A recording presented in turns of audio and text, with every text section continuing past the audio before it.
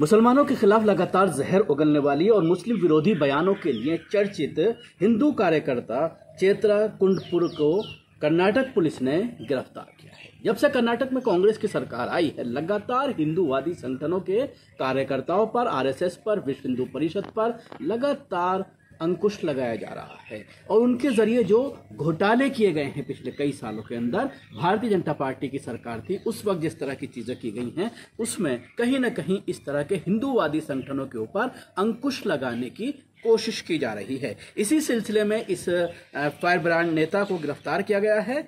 चेत्रा पर एक बिजनेसमैन से बीजेपी का कर्नाटक में भी जो इलेक्शन हुए हैं हालिया, उसमें एक बिजनेसमैन को टिकट दिलाने के नाम पर इसने 4 करोड़ रुपए की वसूली की थी।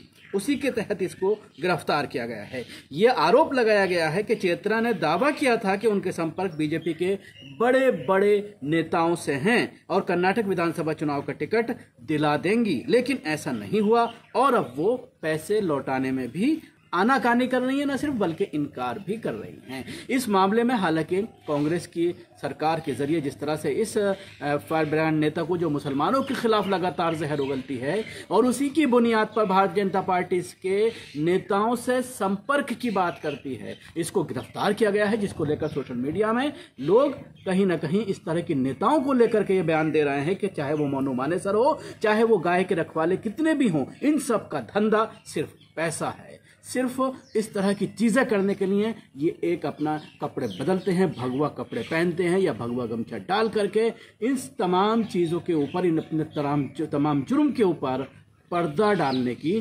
कोशिश करते हैं। लेकिन जब कोई निष्पक्ष अधिकारी जांच करने आ जाता है, कोई निष्पक्ष पुलिस अधिकारी इस तरह के मामलों पर जांच करता है, तो उसके बाद फिर इन पर अंकुश लग जाता है।